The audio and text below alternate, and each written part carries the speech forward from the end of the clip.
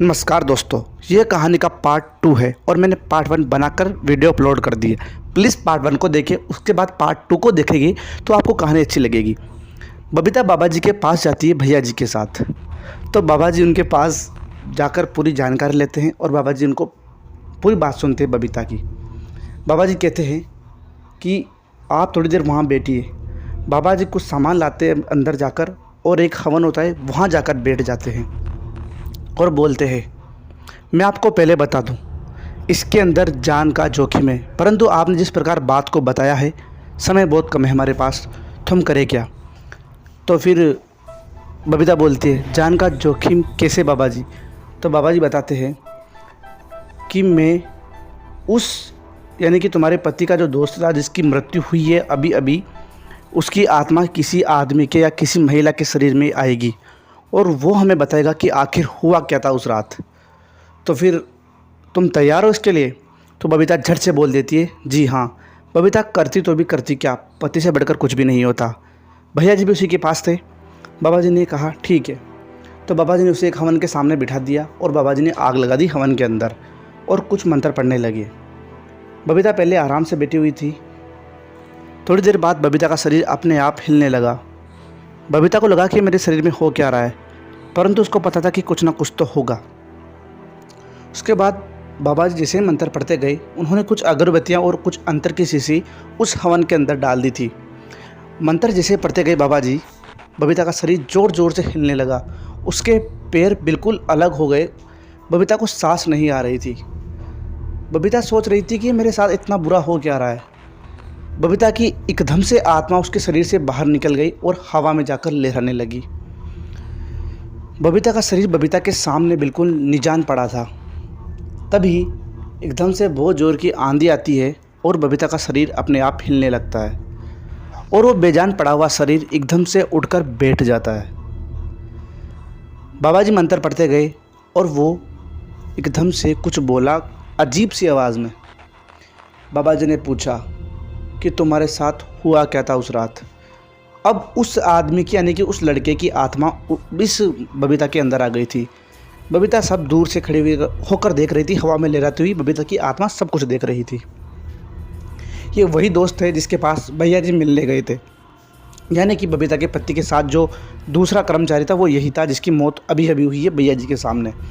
तो फिर वो रोते हुए बताने लगता है। वो रोता है पहले तो मतलब इतना डर जाता है कि वो कुछ घबराता हुआ बताता है कि मैं और मेरा दोस्त शंकर, उसका नाम शंकर है, मैं आपको बता दूं, बबीता का जो पति है उसका नाम शंकर है। हम दोनों ट्रक, हमारी जो ये थी रिक्शा, उसके अंदर हम गाड़ी चला रहे थे। तभी हमारे रिक्शा के नीचे कोई आ जाता है। हमको ये मालूम हो गया था कि कोई ना कोई तो हमारे रिक्शा के अंदर नीचे आया है, परंतु वो जो इलाका था वो इतना सुनसान था कि वहाँ पर कोई आसपास कोई हलचल भी नहीं थी, ना कोई माहौल था आदमियों का। एकदम से ज़ोर ज़ोर से किसी के रोने की आवाज़ आती हमारे रिक्शे के नीचे से। मैं और शंकर दोनों उतरकर देखते हैं। हमारे साथ एक और ड्राइवर था। तो हमने टॉर्च जलाकर, हम दोनों दूर खड़े थे, शंकर और मैं दूर खड़ा था, और उस ड्राइवर ने रिक्शा के नीचे टॉर्च जलाकर देखा। एकदम से रिक्शा के नीचे से दो हाथ आते हैं और ड्राइवर को घसीटते हुए अंदर ले जाते हैं। हम ये देखकर वहीं धड़ धड़ काँपने लगे कि ये हुआ क्या था एकदम से। उसके बाद हम हमारे रिक्शा के अंदर जाकर बैठ गए। हमने महसूस किया कि कुछ ना कुछ तो हुआ है, परंतु फिर से किसी के रोने की और ज़ोर ज़ोर से चिल्लाने की आवाज़ आती है। हम रिक्शा में से उतरते हैं और रिक्शा के नीचे देखते हैं, परंतु हमको वहाँ पर कोई भी दिखाई नहीं देता। उसके बाद हम वापस जैसे रिक्शा के अंदर बैठने वाले होते हैं तो हमें किसी के रोने की आवाज़ आती है बहुत दूर दूर से। मैं और शंकर दोनों उस आवाज़ को फॉलो करते हुए खाई को कूद जाते हैं और खाई कूदते हुए हम जंगल की तरफ जाने लगते हैं। तभी हमको एक छोटी सी कुटिया दिखाई देती है।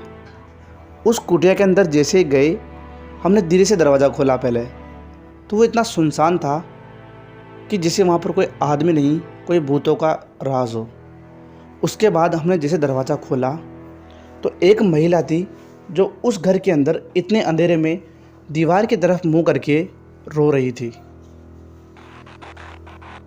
उसके बाद बबीता का शरीर एकदम से धड़ धड़ काँपने लगता है, क्योंकि बबीता की आत्मा एकदम से बबीता के पीछे कोई बड़ा सा साया दिखाई देता है। बबीता को लगा कि कोई ना कोई तो बड़ा पीछे है, और उसके बाद बबीता का शरीर वापस गिर जाता है, बेजान पड़ जाता है। बाबा जी ने वापस कुछ मंत्र खड़े और उसके बाद बबीता का शरीर उसके अंदर आ गया। फिर बाबा जी ने बताया कि इनके साथ जो हुआ है वो बहुत भयानक हुआ है।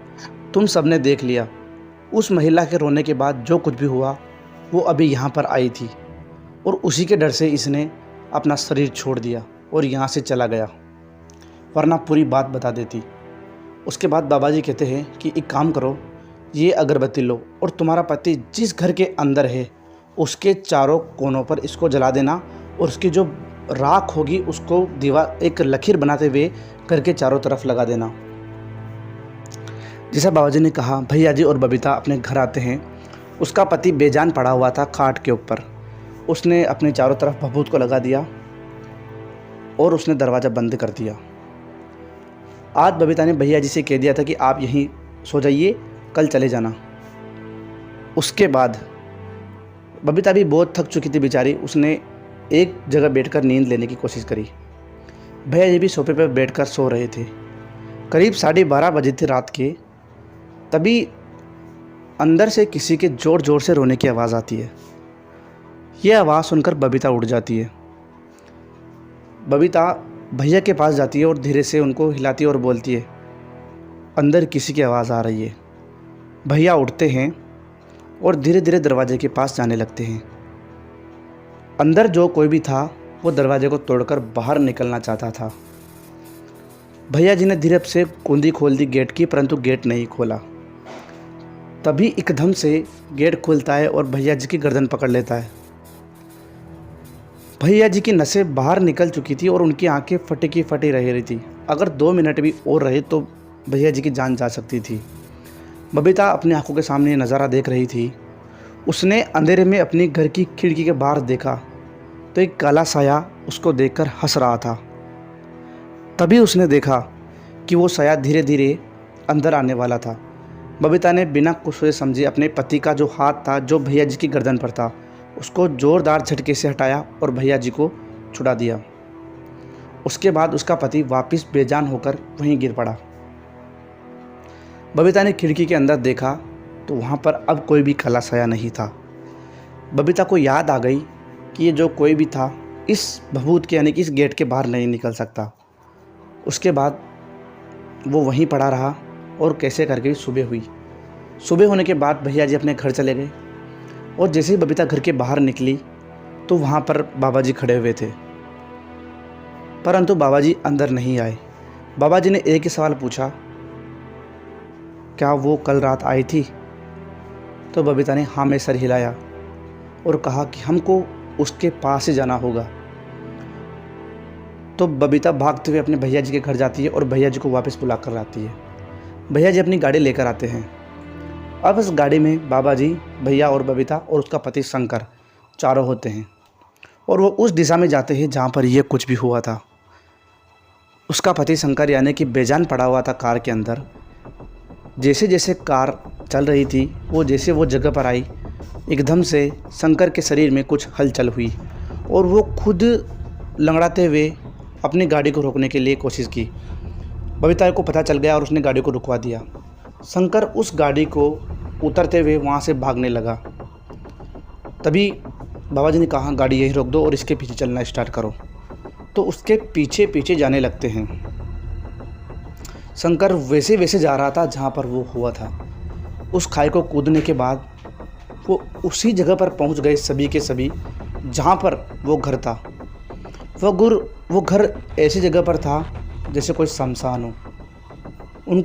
उन लोगों को देखकर उनके आसपास इतने कौवे ऊपर उड़ने लगे जैसे कि आज कुछ ना कुछ अनर्थ होने वाला हो। बबीता को ये देखकर बहुत ही हैरानी हुई, परंतु बाबा जी ने कहा, कोई भी पीछे मत देखना, अगर ऐसा हुआ तो सबकी लाशें यहीं की यहीं रह जाएगी। जैसा बाबा जी ने कहा था वैसा के वैसा करना। वो शंकर को घर के अंदर ले जाना चाह रहे थे, परंतु शंकर धीरे धीरे अपने हाथ जोड़ रहा था। उसकी कोई क्षमता नहीं थी कि वो कुछ बात कर सके, इतना कमज़ोर हो गया था। तभी ज़ोरदार की आंधी आती है और शंकर को अंदर ले जाती है घसीटते हुए। बाबा जी ने कहा कि कोई भी अंदर नहीं जाएगा।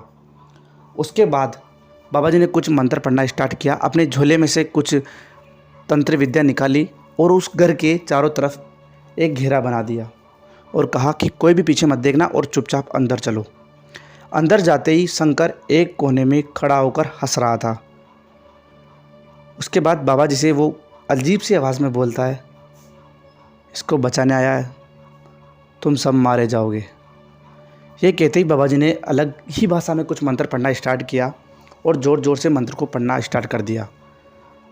शंकर अजीब सी आवाज़ में बोल रहा था, कुछ भी नहीं होगा इन मंत्रों से, तुम सबकी लाश यहाँ से जाएगी, या तो इसको यहाँ पर छोड़ जाओ वरना तुम सब भी यहीं रहोगे। उसके बाद बाबा जी ने अपने झोले के अंदर से गंगा जल निकाला और शंकर के ऊपर डाल दिया। अब शंकर का शरीर बिल्कुल तड़पने लग रहा था, जिससे कि कोई उसके अंदर से निकलना चाह रहा हो। उसके बाद बाबा जी ने मंत्र पढ़ना स्टार्ट करा, परंतु इस बार अब शंकर धमकी देने के बजाय गिड़गिड़ा रहा था कि मुझे माफ़ कर दो, अब ऐसी गलती नहीं होगी। उसके बाद बाबा जी ने एक अगरबत्ती जलाई और एक कोने में रख दिया।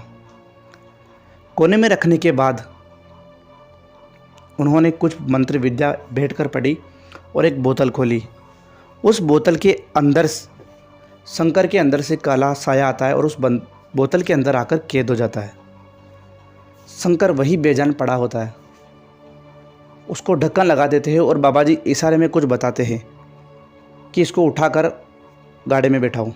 बाबा जी चुपचाप उसको इशारे में गाड़ी में बिठा देते हैं और बोलते हैं कि तुम लोग यहाँ से चले जाओ। शंकर, भैया जी और बबीता तीनों कार में बैठकर चले जाते हैं। बाबा जी उसी जगह पर कुछ देर रुकते हैं और उस घर के करीब करीब 15 मीटर एक दूर एक पेड़ था पीपल का। उस पेड़ के नीचे एक गड्ढा खोदते हैं और गड्ढा खोदने के बाद उस बोतल को वहीं गाड़ देते हैं।